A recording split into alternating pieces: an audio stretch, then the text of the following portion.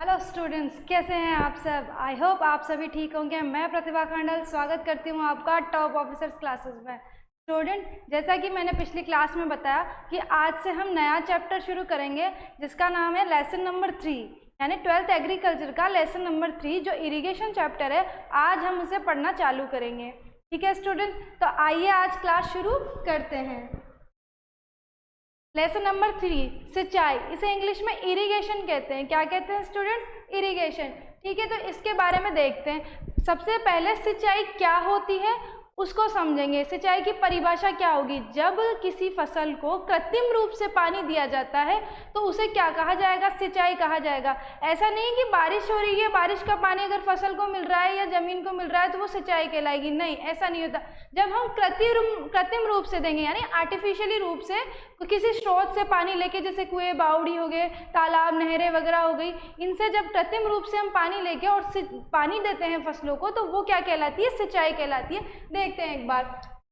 पौधों की कायिक वृद्धि के लिए पौधों की कायिक वृद्धि हेतु कृत्रिम रूप से जल देना क्या कहलाता है? सिंचाई कहलाता है। यानी कि उससे क्या होती है? पौधों की जो है वृद्धि होती है। ठीक है, अब इसके उद्देश्य क्या होते हैं, मतलब सिंचाई क्यों की जाती है, उसके क्या कारण है, क्या उद्देश्य है उसके, तो वो देखते हैं। सबसे पहले फसलों को पाले से बचाने हेतु, आप जानते हैं सर्दियों में क्या होता है? पाला पड़ता है। अगर आप उस वक्त अगर सिंचाई कर दोगे तो वो पाले से आप क्या कर सकते हो? फसल को बचा सकते हो। ठीक है, दूसरा है सिंचाई द्वारा फसलों के ऊपर अल्प वायुमंडल ठंडा रहता है जिससे पौधे की कायिक भागों की वृद्धि तीव्र गति से होती है। यानी कि सिंचाई जब हम करेंगे तो उससे क्या होगा? जो ऊपर फसलों के ऊपर का जो वायुमंडल होगा, यानी कि उससे थोड़ा ऊपर का वातावरण जो होगा वो कैसा होगा? थोड़ा ठंडा होगा। उससे क्या होगा स्टूडेंट? उससे जो है पौधों की कायिक भागों की वृद्धि क्या होगी? तीव्र गति से होगी। तो ये भी एक सिंचाई का उद्देश्य है। कर्षण परत को नरम रखकर कर्षण क्रियाओं हेतु अनुकूल बनाने के लिए, यानी कि देखिए, अगर हम सिंचाई करेंगे तो जो हमारी मृदा है वो क्या होगी? नरम हो जाएगी। अगर कोई सूखी भूमि है, अगर आप उस पर पानी डाल दोगे तो वो क्या हो जाएगी? नरम हो जाएगी। तो यानी कि क्या है कि कृषण परत, यानी कि जिस भूमि पर हम क्या कर रहे हैं? कृषि कर रहे हैं, उस अगर हम वहाँ पे सिंचाई करते हैं तो वो परत क्या हो जाएगी? नरम हो जाएगी। तो कृषण क्रियाएं, यानी कि जो फिर बाद में हम जब कृषि क्रियाएं उसमें करेंगे, जैसे निराई गुड़ाई हो गई या समथिंग कुछ भी उससे रिलेटेड जो हो गया, तो उससे क्या होगा? वो क्या होगा? हमको फायदा मिलेगा। ठीक है, तो कृषण परत को नरम रखकर कृषण क्रियाओं है तो अनुकूल बनाने के लिए भी क्या की जाती है? सिंचाई की जाती है। अगला है आपका पौधे की सामान्य वृद्धि। एक सेकेंड। पौधों की सामान्य वृद्धि हेतु नमी की अधिक आवश्यकता होती है तथा सूखे के प्रति अल्प अवधि हेतु जल की पूर्ति। ये सबसे नॉर्मल वाली बात है कि अगर पौधा जो है अगर उसको सूखा महसूस हो रहा है, यानी कि उसको जल की जो है आवश्यकता है, तो उस वक्त भी हम क्या कर सकते हैं? सिंचाई करके उसको वृद्धि दे सकते हैं। जैसे पौधे की सामान्य वृद्धि हेतु नमी की अधिक आवश्यकता होती है तथा सूखे के प्रति अल्प अवधि हेतु जल की पूर्ति होती है। यानी कि इस तरह से हम क्या कर सकते हैं? उसको जल की पूर्ति करवा सकते हैं। आगे देखिए, मृदा में उपस्थित लवणों के निक्षालन हेतु, आप जानते हैं मृदा में क्या होते हैं? लवण होते हैं। लवण अगर वहाँ पृथ्वी की जो मृदा की जो ऊपरी सतह है, अगर वहाँ लवण होंगे तो उनको क्या करना पड़ेगा? निक्षालन करना पड़ेगा। तो वो भी किस वजह से कर सकते हैं? किस कारण से? हम जो है सिंचाई करके उसका निक्षालन कर सकते हैं, यानी कि उनको नीचे भेज सकते हैं। आगे देखिए, विभिन्न प्रकार के रसायनों के प्रयोग के लिए सिंचाई की आवश्यकता होती है। यानी कि जब आपकी जो फसल है उसमें रसायन देंगे तो उसके लिए भी क्या होगा? आपको सिंचाई के जल की आवश्यकता पड़ेगी, क्योंकि बहुत सारे सूखे पाउडर के रूप में नहीं दिए जाते, बहुत सारे लिक्विड रूप में या छिड़काव रूप में दिए जाते हैं। तो उस वक्त भी आपको क्या करना पड़ता है? सिंचाई देनी पड़ती है। या फिर अगर आप उसको सूखे रूप में भी दोगे तो फिर वो जड़ को कैसे प्राप्त होगा? पौधे को कैसे प्राप्त होगा? जब आप सिंचाई करेंगे तो वो घुल के और फिर जो है मृदा के अंदर नीचे तक जाएगा। तो ये भी एक उद्देश्य है। आगे देखिए, फसलों में सिंचाई का उपयुक्त समय। अब ये देखिए, आप कब कब आप फसल को सिंचाई दे सकते हैं या उसकी सिंचाई कर सकते हैं, कौन कौन सी ऐसी अवस्थाएं होती है जब पौधे को सिंचाई की आवश्यकता होती है। तो ये देखते हैं हम कि फसलों में सिंचाई का उपयुक्त समय। अब ये कुछ अवस्थाएं या कुछ चीजें हैं जब हम फसलों में सिंचाई कर सकते हैं। देखिए, सबसे पहला है क्रांतिक अवस्था। ये सबसे इंपॉर्टेंट वाली अवस्था होती है। जब पौधे जल के प्रति अति संवेदनशील होते हैं तो इस अवस्था को क्रांतिक अवस्था कहा जाता है। कुछ प्रमुख फसलों की क्रांतिक अवस्थाएं निम्न है, यानी कि जब पौधा जो होता है उसको क्या होता है, जल की बहुत ज़्यादा ज़रूरत होती है। मतलब एक ऐसा स्टेज होता है जब उसको पौधे को क्या होती है, जल की बहुत ज़्यादा मात्रा में ज़रूरत होती है, वो उस पौधे की क्या कहलाएगी, क्रांतिक अवस्था कहलाएगी। अब कुछ फसलें हैं जिनकी कुछ क्रांतिक अवस्था है जो हम आगे देखेंगे। देखो, सबसे पहले हम गेहूं के बारे में बात करते हैं कि गेहूं की कौन कौन सी जो है क्रांतिक अवस्थाएं, यानी कौन कौन सी ऐसी स्टेज है जब गेहूं को पानी की आवश्यकता बहुत ज़्यादा मात्रा में रहती है। देखिए,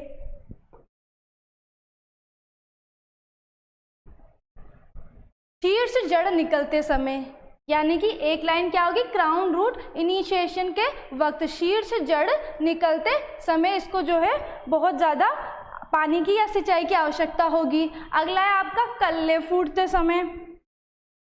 तीसरा है आपका गांठ बनते समय, लेट जॉइंटिंग।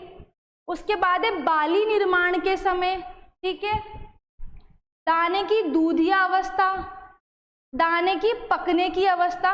तो ये 6 ऐसी क्रांतिक अवस्थाएं हैं गेहूं की जब जब उसे पानी की अत्यधिक आवश्यकता होती है। आगे देखते हैं।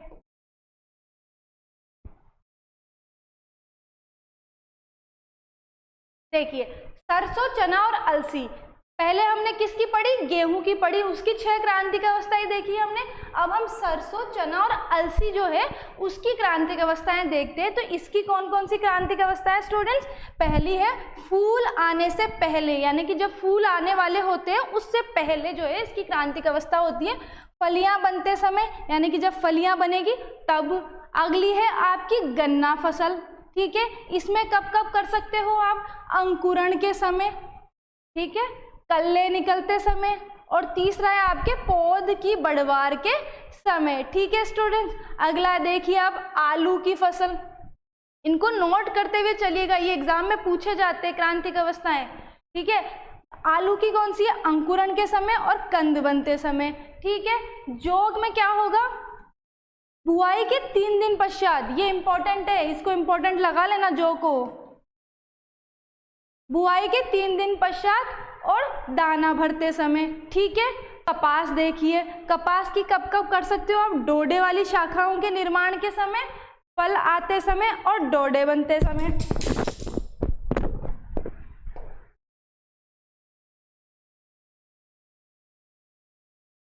देखिए तंबाकू, तंबाकू में कब करोगे, पत्तियों को तोड़ते समय। ठीक है, ये भी एक इम्पॉर्टेंट है कि तंबाकू की कब करते हैं हम, क्रांतिक अवस्था कब होती है उसकी, पत्तियों को तोड़ते समय उसकी क्या होती है, क्रांतिक अवस्था होती है। अगला देखिए अब धान, धान में कब कब करते हैं, कल्ले निकलते समय, फूल आने से पहले और फूल आने के बाद। ठीक है, मूंगफली देखिए, सुइयां बनते समय। ठीक है, मक्का की क्या है, नर मंजरी आते समय और भुट्टे बनते समय। ठीक है, जब मक्का में नर मंजरी आएगी, एक तो तब आप इसकी क्रांतिक अवस्था होगी, तब सिंचाई कर सकते हो, और दूसरा जब उसमें भुट्टे बनेंगे तब आप उसमें सिंचाई कर सकते हो। आगे देखिए,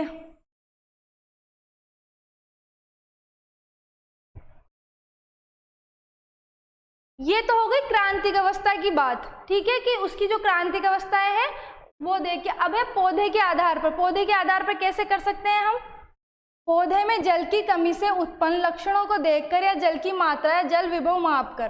ठीक है, जब पौधा जो है हम विजुअली देख सकते हैं उसको, भाई पौधे में क्या है, जल की कमी है, उसमें क्या लक्षण उत्पन्न हो जाएंगे, सूख जाएगा, मुरझा जाएगा, कुछ इस तरीके से, तो वो भी देख के या फिर उसकी जो है जल की मात्रा है, जल विभव को माप कर भी हम क्या कर सकते हैं, पता लगा सकते हैं कि इसको क्या है, सिंचाई की आवश्यकता है। आगे देखिए, पौधों की बाह्य स्थिति देखकर यदि पौधे की नवीनतम पत्तियां, शाखाएं व अन्य भाग जो है मुरझाए हुए दिखाई दे तब सिंचाई करनी चाहिए। यानी कि नई नई पत्तियां फिर भी मुरझाई हुई है, सूखी हुई लग रही है, तब भी हमको क्या करना चाहिए, उसमें सिंचाई कर देनी चाहिए। आगे देखिए, पत्तियों का तापमान माप कर, देखिए पत्तियों का तापमान कैसे मापेंगे, एक मीटर होता है, ठीक है। इंफ्रारेड थर्मामीटर होता है जिससे क्या होता है, पत्तियों का आप तापमान चेक कर सकते हैं। ठीक है, तो उससे भी क्या हो जाए, उसमें हमको पता चल जाएगा कि इसमें सिंचाई की आवश्यकता है नहीं है। पौधों में जल की कमी होने पर पत्तियों में उपस्थित स्टोमेटा बंद होने लगते हैं। यह स्थिति अधिक तापक्रम के कारण उत्पन्न होती है। ठीक है, जब पौधे का तापमान कम होने लगता है तब इंफ्रारेड थर्मामीटर द्वारा तापमान ज्ञात कर लिया जाता है और उससे हमको क्या पता चलता है कि इसकी सिंचाई की आवश्यकता है या नहीं है, तब हमको पता चल जाएगा। आगे है आपका मृदा नमी के आधार पर।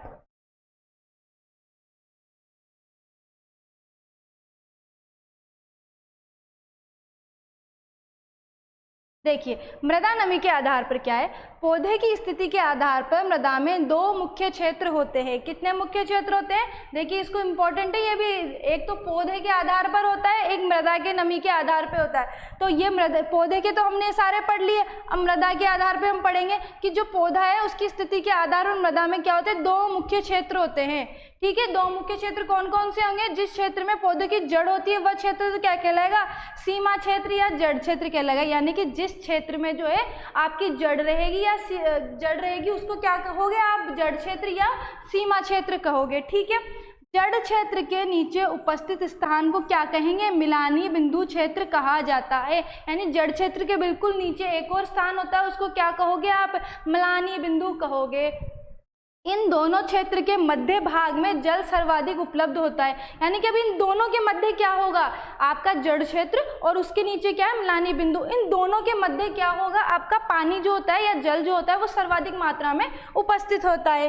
इसे प्राप्य केशिका जल कहते हैं। क्या कहेंगे इसे, प्राप्य केशिका जल।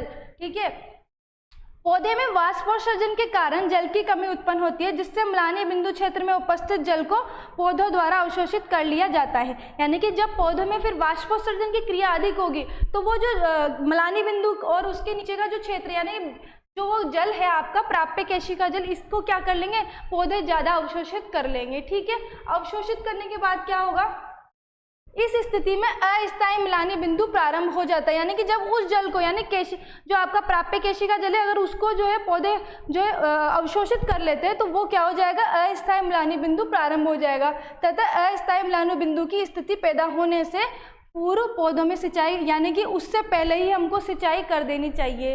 ठीक है, कहने का मतलब है कि आपके दो क्षेत्र होते हैं मृदा के अंदर, एक तो होता है जड़ क्षेत्र, एक होता है मिलानी बिंदु। उसके बीच में क्या होता है, प्राप्य केशिका जल होता है, जो कि पौधों की जो वाष्पोत्सर्जन की क्रिया होती है तो उसके द्वारा वो अवशोषित कर लिया जाता है। तो वो अवशोषित करके जब पौधा सूख जाए उससे पहले ही हमको क्या कर देनी चाहिए, सिंचाई कर देनी चाहिए। पौधों की पत्तियों में जल मात्रा या जल विभव माप कर, पौधे की पत्तियों की स्थितियाँ उनमें वर्तमान जल विभव या जल की मात्रा को सही मापकर भी सिंचाई करना सही रहता है और यह विधि सिद्धांत रूप से सबसे उपयुक्त है। ठीक है स्टूडेंट्स, तो ये तो बात हो गई काहे कि किस प्रकार से जो है कब कब सिंचाई कर सकते हैं पौधे की। अब अगली क्लास में हम क्या पढ़ेंगे, हम पढ़ेंगे मेथड्स, किस तरीके से जो है कौन कौन से ऐसे मेथड होते हैं जिसके द्वारा जो है आप इरिगेशन कर सकते हो। ठीक है स्टूडेंट्स, तो मिलते हैं अगली क्लास में। Thank you so much.